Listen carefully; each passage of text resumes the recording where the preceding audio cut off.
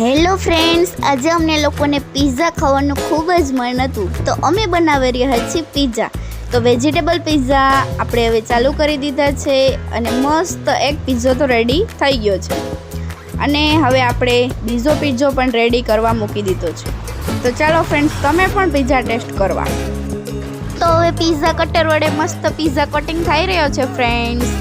અમારો મોઢો તો એકદમ મસ્ત પાણી આવી રહ્યા છે. તમે પણ ફ્રેન્ડ્સ પિઝા ટેસ્ટ કરવા ચાલો. અને મને તો નખરા કર્યા વગર જરા પણ ના ચાલે. તો બાફેલી મેગી છે, મસ્ત ખાવાની મજા આવી રહી છે. તો ચાલો ફ્રેન્ડ્સ, તમને પણ મેગી આપું છું અને અનુજને પણ દઈ દી કે ચાલો મેગી ખાઈએ. અને બાકી રહી ગયા હતા મમ્મી, તો મમ્મીને પણ આપી દીધી કે મેગી તમે પણ ખાઓ. મમ્મી મોઢું ખોલી રહ્યા છે પણ મેગી સરખી જઈ રહી નથી, તેથી જ હું જ ખાઈ ગઈ મેગી. ફ્રેન્ડ્સ, મેગી ખાવાની ખૂબ જ મજા આવે છે. એકદમ ચીઝી પિઝા રેડી થઈ ગયો છે અને હવે એમાં આપણે એડ કરીએ છીએ ચીલી ફ્લેક્સ અને ઓરેગાના. તો ફ્રેન્ડ્સ, સેકન્ડ પિઝા વી કમ્પ્લીટ. આહાહા, પિઝા જોઈને તો એમ થઈ રહ્યું છે કે જલ્દી પિઝા ખાઈ લઈએ. આહાહા.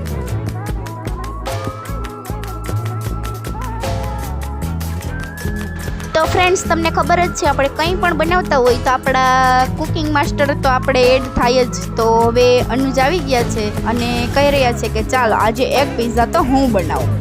તો જો ફ્રેન્ડ, મસ્ત ગાર્નિશ કરી રહ્યા છે. તો ફ્રેન્ડ્સ, આપણે હવે જોઈએ કે કોનો પિઝા બેસ્ટ બને છે. તો ફ્રેન્ડ્સ, તમે પણ કોમેન્ટ કરજો કે અનુજે બનાવ્યો પિઝા મસ્ત છે કે પછી મેં બનાવ્યો એ પિઝા મસ્ત છે.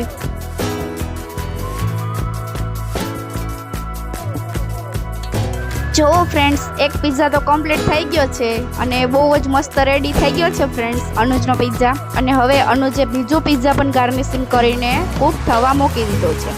તો ફ્રેન્ડ્સ, ચાલો તમે પણ પિઝા ખાવા. Thank you friend.